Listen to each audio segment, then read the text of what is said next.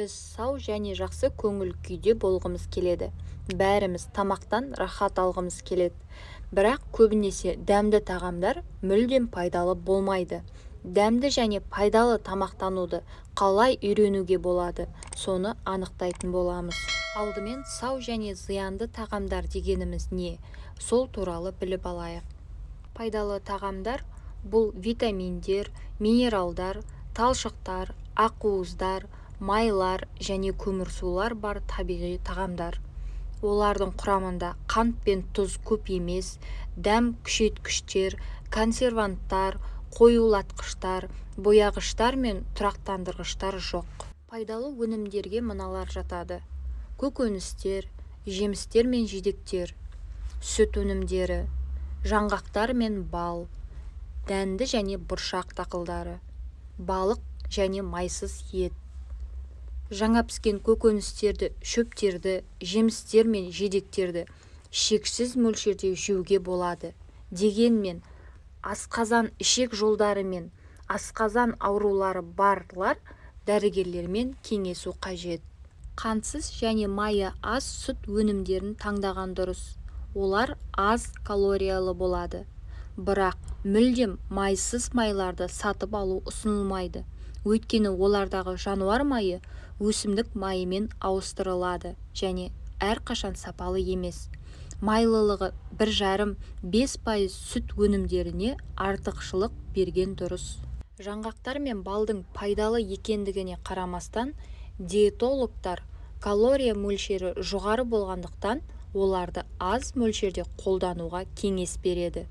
100 грамм жаңғақтың құрамында орта есеппен 500-600 кал бар. Сондай-ақ дәнді және бұршақты дақылдарды шамадан тыс пайдалану ұсынылмайды. Диетологтар оларды күніне 1-2 реттен артық емес жеуге кеңес береді. Балық пен майсыз етті пайдалануға келетін болсақ, біз үшін күніне аз ғана бөлік жеткілікті. Ал өңдеудің ең маңызды тәсілі қайнату, бұқтыру және грильде пісіруге артықшылық беру керек. Зиянды өнімдерге мыналар жатады: фастфуд немесе қуырылған тағам, шұжықтар, наубайхана және кондитерлік өнімдер, тұздықтар, майонез және кетчуп, консервіленген тамақ, қант және тұздар, газдалған сусындар мен шырындар, алкоголь. Фастфуд немесе қуырылған тағамдарда май мен қоспалар көп болады. Олар май мен қуырылған әдетте күнделікті тұтынылатын калорияның 15-30%-ын құрайды. Сондықтан фастфудты айына 1 реттен артық жеуге кеңес берілмейді.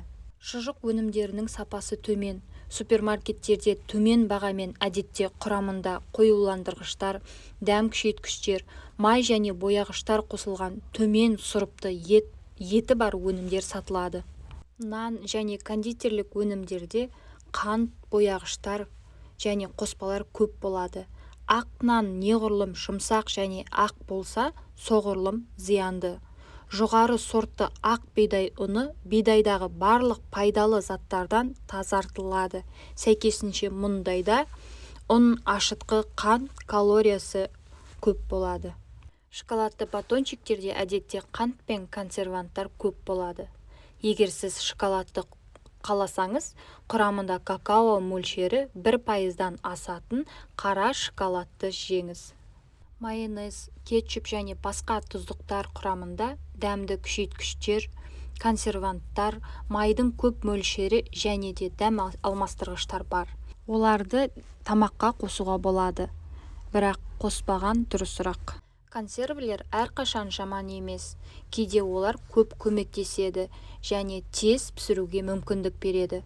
Бірақ консервілердің арқасында олар жиі пайдалы қасиеттерінің бір бөлігін жоғалтады. Сонымен қатар көп тұзды қамтиды.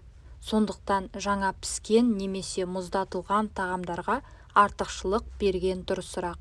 Сорпа, картоп пюресі, жарма, мұздатылған секілді тез дайындалатын өнімдерде көптеген химиялық заттар, тұздар бар және шамадан тыс тұтынылған жағдайда денсаулыққа үлкен зиян келтіруі мүмкін. Оларда витаминдер мен микроэлементтер аз, бірақ бос калориялар көп.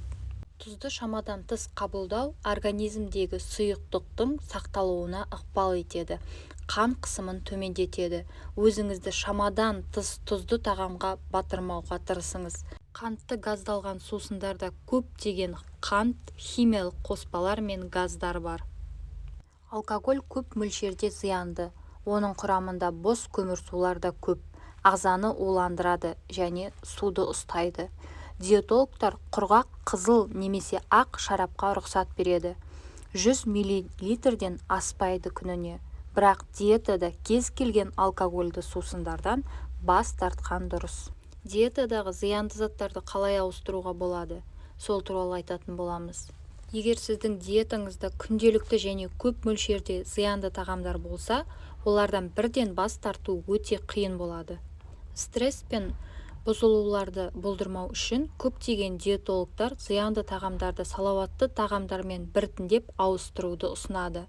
Мысалы, бастау үшін диетаңызды жаңа піскен жемістер мен жидектермен әртараптандыруға болады. Кішкентайдан бастаңыз және барлық қажет емес нәрселерді бірден алып тастамаңыз, бірте-бірте ауыстырыңыз. Мысалы, фастфудтың орнына үйде гамбургерді өзіңіз жасаңыз. Нанды көп жемеу үшін тұтас дәнді тоқаш алып, оны йогуртпен майлап, үстіне бір шеңбер қызанақ, салат жапырағы, пісірілген тауық еті және бір тілім ірімшік қоюға болады. Тұздың орнына табиғи дәмдеуіштерді қолданыңыз. Ол дәмді. Шұжықтың орнына тауық етін, күрке тауық немесе басқа майсыз ет пісіріңіз. Оларды пеште, баяу пеште пісіруге болады. Фриді пеште майсыз пісіруге болады. Бұл өте дәмді. Өзіңізді дұрыс тамақтануға қалай ынталандыруға болады? Дәмді печенье бар болса, өзіңізді дұрыс тағамдар жасауға қалай көндіруге болады? Мұндай әдісі бар, елестетіп көріңізші. Печенье құрамында қаншалықты зиянды заттар бар, мысалы қант, май деген секілді. Осы зиянды қоспалар сізге қалай қосымша килограмм қосатынын елестетіп көріңіз. Олардың сіздің жүйке жүйеңізге қалай зиян тигізетінін сезіңіз. Тамақтан қуат пен күш алудың орнына зиянды заттарды аласыз. Жай ғана қажетсіз тағамды сатып алмаңыз.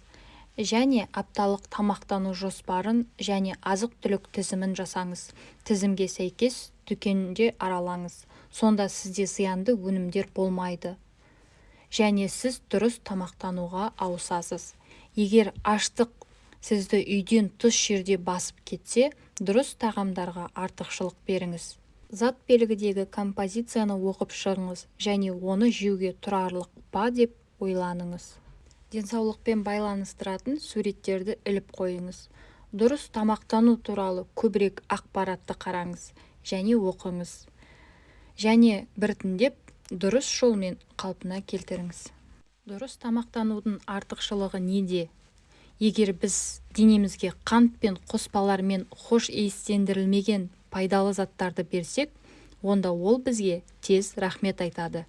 Біз күш пен көңілділіктің күшейгенін сеземіз. Таңертеңгісін күлімсіреп оянамыз.